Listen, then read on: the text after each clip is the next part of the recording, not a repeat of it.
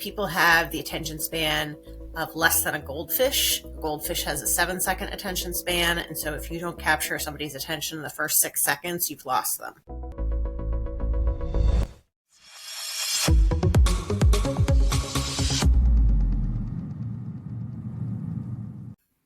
Welcome back to another exciting episode of Envisioning Success.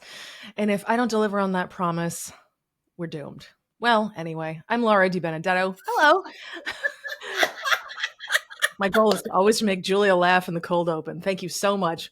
Winning. Anyway, that's Julia Becker Collins. It's been nice talking to everybody. We try to have fun on this show, and we're already off to a good start. So thanks for being with us. You're awesome. The show is all about helping you be more successful in your business. We do talk about things quite a bit through the marketing lens because, hello, we are a marketing company, but we also talk about things through the ownership lens and all the ways that you can scale. We try to make things easy, bite-sized pieces, 5 awesome tips per episode, and we try to keep them on the short side because nobody has time for that. Anyway, today's episode is all about what's working now in marketing. We're going to give you 5 smart shifts that you can actually make this month, right now, today. So get ready, saddle up. If you're on your treadmill, God bless you. Or if you're sitting at your desk, you should be doing your work. Listen later. All right, so let's dive into this. The first thing I want to share with you is that the landscape, honestly, it's changing fast. Thank you, AI. Everything is constantly moving. And if you feel like you can't catch up, cool. We kind of feel like we can't catch up either. This has basically been the state of affairs for the past 25 years. And that's how long I've been in marketing. And the thing about marketing is there's always something new going on, new tools, new methodologies, but there's always one thing that's really constant. Marketing principles stay the same. It's just the tools change, just the software and the technology changes. So a lot of this show and this episode is going to be about giving you some of the newer tools and updated trends for what's working to apply some of those classic principles. How's that sound, Julia? All right. Sounds great. As per I usual. know. All right. So a traumatic day. So this is probably going to be the highlight of my day. Shall we? No, you know what? You know what? We can't even skip over this. It is too good. Tell us what happened before we hit record, Julia. Right. So I'm getting ready to record this episode with Laura, and I'm running a minute late, and I was putting on my lip gloss, and I felt something weird in my stomach. If you're watching us on YouTube, this will be funnier. Skip ahead. Turns out I had a hornet in my pants and it stung me multiple times. I don't even know how one acquires a hornet in their pants. What were you doing? I mean, I took the dog on a walk earlier. I don't know. I had a hornet in my pants and it came out and then I killed it because it needed to die. How many times did you get stung? I got stung twice. You're not allergic, right? I'm sorry? You're not allergic, right? Hopefully not. Well, if this episode's real freaking short, you'll know what happened. About to be a real interesting. Stay tuned. I've only ever been stung by a bee once when I was a kid. Oh. Is it swelling? Like, are you okay? I'm not going to check on camera. It's on my stomach. All right, fine. Well, listen, I'm just inquiring about your well-being. And, if you happen to have prednisone on hand, that's usually a good first line of defense. Right. I'm going to, in between recording episodes, I'm going to run upstairs and get hydrocortisone cream. You could. Yeah, you know what? It's always a good time around these parts. And that's one thing I love about you, Julia. You're like, you know what? The show must go on. I've just been stung. Let's go. Let's go. Exactly. Right. So to answer your question, that sounds great. Let's go do it. Okay, great. It sounds like what we're about to talk about is a hell of a lot more fun than nurturing a fresh wound. All right. So why don't you hit us off with the very first one of these topics here? Short form, long form combo. We've been talking about this a lot with clients, with prospective clients, with people online in the intertubes, if you will. People think that it's all or nothing, right? Like it's only short form or it's only long form. But it's both, which I'm sure nobody wants to hear from me. But really it is that you need to capture what's going to work best on what platform. So short videos, quick hit reels, 7 seconds, 10 seconds. or a longer, maybe minute long reel, but it captures attention within the first 7 seconds, Hmm. plus the use of longer form cultivation, such as an in depth nurture sequence email campaign, sending blogs to people with a personalized Well, even like note. a 20-minute video on YouTube, like that stuff's working great. Mhm. Also, if you do it enough, you can monetize it. 100%. I mean, I feel like YouTube is one of the unsung heroes of being able to monetize your marketing. Um, I know. but, the thing to keep in mind that I'm sure I've said before is that people have the attention span of less than a goldfish. A goldfish has a 7 second attention span. And so if you don't capture somebody's attention in the first 6 seconds, you've lost them, which is why the first couple seconds of a video, of an email, anything is so important. You know we're And doomed as a species, right? yeah, that's fair. But we were doomed without this. Fair. Go on. Also, the statistic is not new. Every time I tell it to people, they're shocked. And I've been using the same statistic for a decade. It is still a fact. I have recently checked it. It has not changed. So our attention span hasn't gotten shorter in the past decade. It stayed the same, but we have a very short attention span because of social media. And so if you don't capture people's interest quickly, you won't maintain them. Damn. What's Well, your fun that's fact for the interesting. day? No, well, hey, thanks for trotting that one out. The thing about short form and long form, I think people don't always want that advice, but it is true. I mean, the reality is like if you do both and you've got the team to support you so you can do both, it actually is what's working now. Mm-hmm. So that's good. All right. So number two is direct language. Clearly, I do not struggle with this, but there are a lot of companies who do. They are very indirect. They're very unclear, and they try to be clever, or they try to create like funny, jokey copy. Unless you can be direct while you're horsing around and having fun, it doesn't land. People are really preferring just like straight bottom line, which of course makes my heart sing because that's my love language is get to the point. It's probably directly relevant and to the terrible attention span that people have. They don't want to have to read through your copy and try to discern what the hell is your point. They just want the point. Exactly. I just want to know, bottom line up front, bluff. Tell me what the deal is. Give me the TLDR, as the internet says. But like, even if, in the military they say bluff, but online they say TLDR, and it means the same thing, which means everybody just wants the quick, punchy version. Tell me what's up. Okay, so for the old farts in the room who had to Google TLDR like I did 6 months ago, and like, what is this? Too long didn't read, which basically Yes, is here's the bottom line up front. correct. Too It's the long didn't nerdy read. version. Yes. Honestly, I think my husband taught it to me. Huh, really? Yeah, he's nerdy. He is. Hmm. Mhm. Okay, what's number three? Number 3, micro targeting over mass appeal. This is another way of saying something I have said multiple times on the show. So rather than trying to be everything to everyone and saying that your market is everyone, which it's not, I promise you, it's not. Be very specific, niche down, speak directly to that ideal client or avatar, whichever turn of phrase you're interested in, and really hyper target them so that they feel like you are speaking directly to them. They'll become a brand evangelist, and that you gain traction much faster because you're being hyper specific about who you're trying to reach and who your product or service is for, rather than kind of doing milk toast overall large, we're for everyone, and sort of like what you were talking Right. about at the last point, being cutesy and not making a point. Mm. Yeah, a lot of people are doing that whole mass appeal thing, and guess what? They're struggling because of it. Yep, You can't.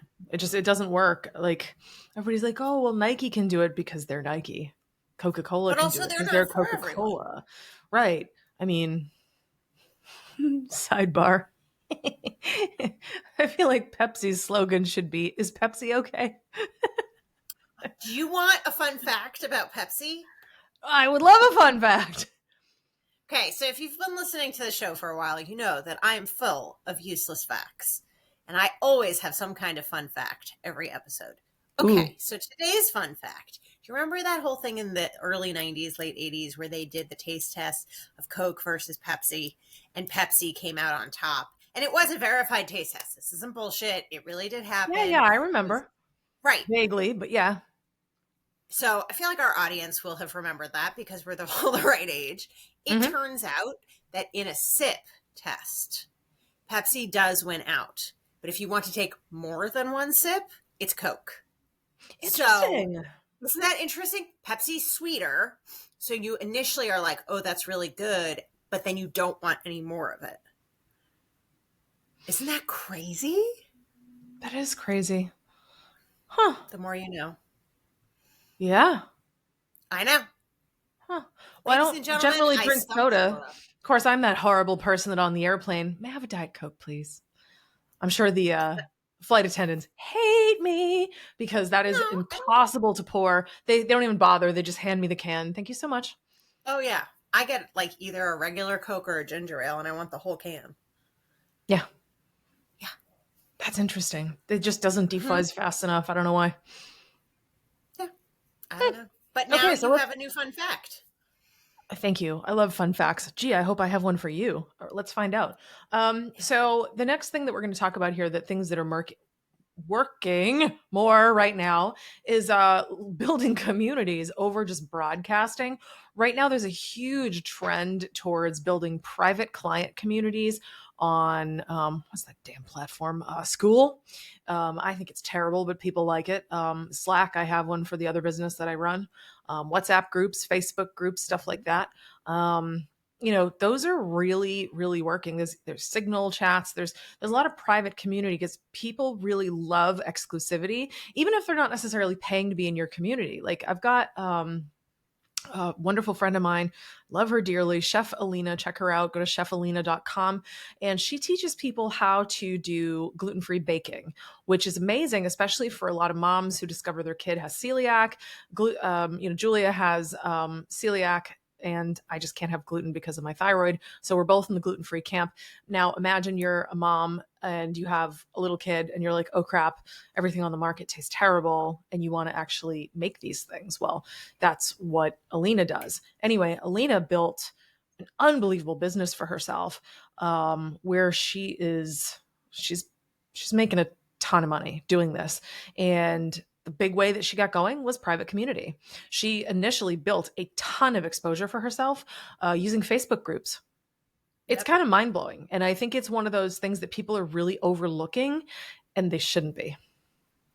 Facebook groups, I will die on this hill. Facebook groups are the best part of Facebook.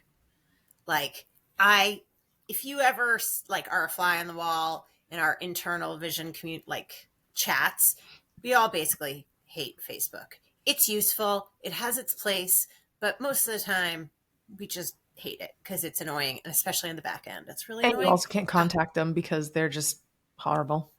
Impossible. However, I will, for certain clients, depending on what they're selling, like Laura's saying, if you are trying to create community or you are selling something where you could create community, Facebook groups are incredible. Such a powerful resource, and honestly are just even more powerful than they used to be. I For know sure. plenty of people that are only on Facebook for the groups. I'm in a Facebook group for women who run trails and ultras. I'm in a Facebook group for CrossFit. I'm in a face like all kinds of things. And then I'm in a Facebook group for this clothing brand for women who do CrossFit and other kinds of workouts. And there's no fee to be in it, but they don't even have to market their products anymore because all they do is say, well, there'll be a new drop on this day. And the people in the group sell it out. So That's the wild. Facebook group itself is just producing sales for them at this point, and they have 5x their company since they started the group. Isn't that Oh, that's crazy? crazy. I Um, know. you know who the reigning queen of that is Christina Rowe. I had dinner with her in I don't know Idaho. who that She's the is. one, Who is yeah, that? she runs the Women Helping Women Entrepreneurs group. Oh, yeah, yeah, yeah. Yep, yep. Um, she gave a speech when I was out at this ClickFunnels event, and really blew my doors off. She just dropped so much knowledge about how Facebook groups work. And yeah, it just blows my mind. And I would say probably within a year, they're probably going to be at like 1 million members. She's I'm made, sure. she's literally made millions from her group. Yeah, yeah. I have another It friend is who, her entire business model. Now imagine you actually get really, really good at having a yes, Facebook community and it's an augmentation to your business. Imagine what that could do for you. yeah, 100%. It's incredible. I'm Facebook giving has, myself such a strong sales pitch right now. I have my community on Slack and I have to pay for it. And yes, it has more features. And I kind of deeply hate Zuckerberg and he's never going to listen to the show. But even if he did, I hate you, bro. Whatever. Um, you won't be the first and you won't be the last. oh no, there's a line. But yeah, shoot, I'm actually thinking about this as we're talking about this. I might actually want to switch over just because there is an easier experience and people are already carrying Facebook on their phone. The only problem I have with it is you just don't have um, the same kind of notification Right. automation. So on Slack, I can message the entire channel, which I know you can do if you're like the group admin on Facebook. Yep. But things are tighter, but they're getting rid of Facebook group messages and having like group Mhm. chats and stuff like that. I mean, I still think that there is a lot of value. I'm just, hmm, I But am you can, convincing in a myself. Facebook group, you can at everyone and Yeah, it'll notify everyone in the group. I know, but you are subject to the fucking algorithm, which I don't love because your content could be lost. But yeah, Yes. they are still really great. I do love private communities. They're so good. I mean, honestly, my private community on Slack, it's small, but it's very active. And that's Right. great. So, Yeah. hmm. Well, I just sold myself. So if I sold me, maybe hopefully we're going to sell you. Get your damn community going. Slack you have to pay for, Facebook you don't. So, tell him 100%. numero cinco. Number 5, simplicity sells. Again, I feel like I've said this before, but I'll say it again. The marketplace and the market in general is completely overwhelmed, and consumers are overwhelmed as well. And things can be overwhelming. How many different ways can I say this? When brands simplify their offer, their messaging, they simplify decisions for the Mhm. consumer, they are going to drive additional sales. They're going to have a better ROI on what they're putting out there because they're simplifying what they're saying and making it easy for the person. You shouldn't have to make the person work for it or think about it. Hmm. Yep, I completely agree with that. I think that people fuck that up all the time. I was just talking to All the somebody. time. Oh, dude, I know. I was just talking to somebody the other day and they were like, all right, so I'm going to do an hour-long presentation. And they were trying to shove 15 pounds of shit into a 5-pound bag. And I'm like, sir, first of all, you're going to kill your audience and they're going to be like dead in front of you. Like, Mhm.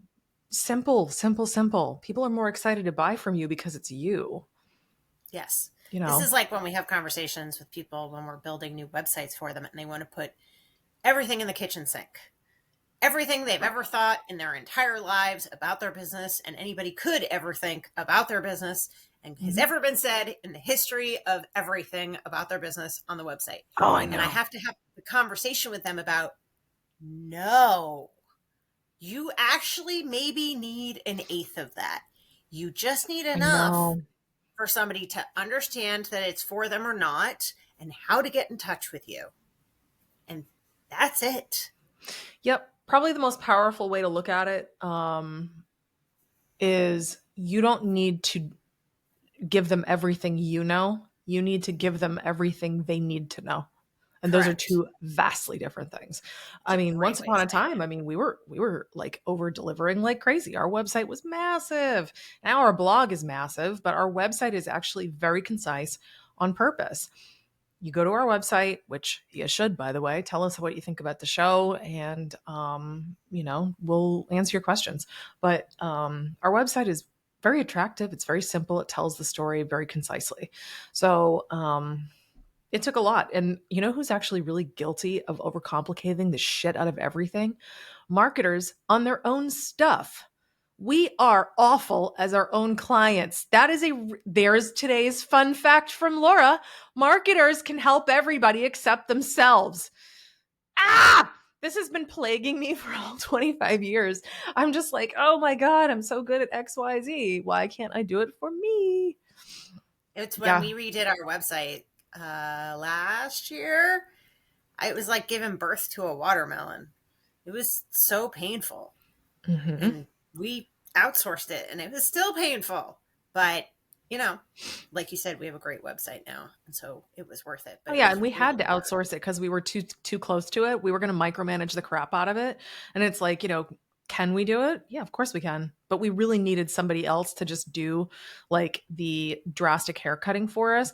And honestly, if we can do that, you can do that. There's no ego here. Like, we know we're not good at taking care of ourselves. We never have been. We're really good at getting our emails out regularly, really good at all of that stuff. But we just really needed somebody to like save us from ourselves. Yeah, That's okay. 100%. Yeah, there's no shame in it. Anyway, I'm excited about the next episode. We're going to be talking about scaling in 2025 and 2026 and 5 things that are going to make your growth easier and profitable. So make sure that you tune in for that. We mentioned a couple of topics in this show so far. We talked about avatars and your ideal target market and things like that. You know where you can learn more about that stuff? Previous episodes. So make sure that you tune into that, and we'll see you in the next one. But before I go, make sure that you go to our website, check it out, say hello to us. And if you would like us to take a look at your marketing at no cost and see if there's any ways that you could move things forward in your business, whether you hire us or not, we're very excited to do it. Just go to vision-advertising.com. That's vision-advertising.com. And we'll see you in the next episode. See you.